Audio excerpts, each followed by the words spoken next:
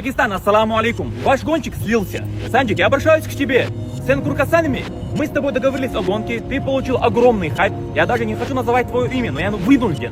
Где наша обещанная гонка? Я сейчас на этой машине выезжаю в Узбекистан.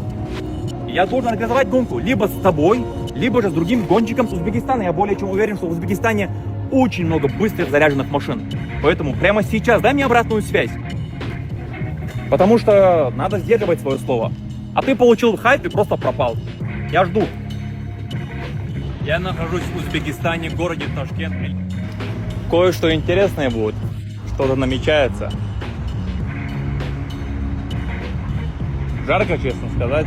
Я нахожусь в Узбекистане, в городе Ташкент. Или покажи, вот Хилтон, Ташкент-Сити. Я обращаюсь ко всем гонщикам Узбекистана, конкретно Санджику. Санджик, давай не будешь избегать эту гонку, давай с тобой организуем шоу для наших зрителей. В Узбекистане нереально жарко. Возьми-ка хазир.